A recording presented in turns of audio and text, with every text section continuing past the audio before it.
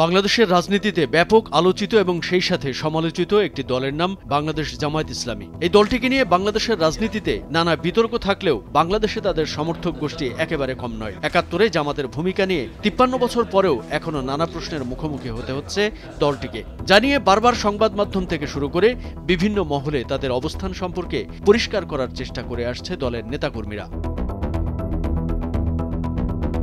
এবার ৭১-এ জামাত ইসলামের ভূমিকা নিয়ে সরাসরি ক্ষমা চাওয়ার কথা বললেন দলটির বর্তমান আমির ডাক্তার শফিকুর রহমান। ৭১-এ কোনো ভুল করে থাকলে এবং তা যদি সন্দেহাতীতভাবেও প্রমাণিত হয় তাহলে জামাত দলীয়ভাবে জাতির কাছে ক্ষমা চাইবেন বলে মন্তব্য করেছেন এই নেতা।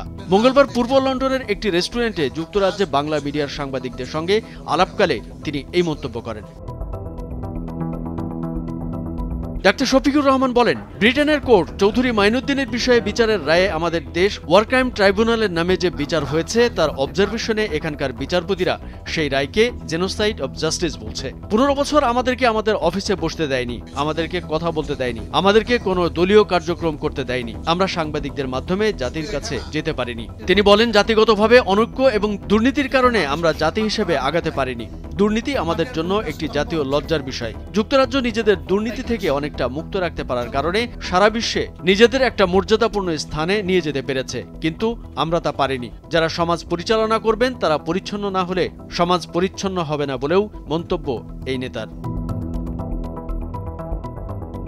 তিনি আরও বলেন, ২৪-এর গণ অভ্যুত্থানে নিহতদের জাতীয় বীর হিসেবে স্বীকৃত দিন। এই অভ্যুত্থানে দেশের সকল শ্রেণীর মানুষ অংশগ্রহণ করেছিল, এমনকি দেশের বাইরে অবস্থানরত প্রত্যেকেই যার যার সাধ্য অনুযায়ী আমাদের সঙ্গে যুদ্ধ করেছেন বলেও জানান এই নেতা।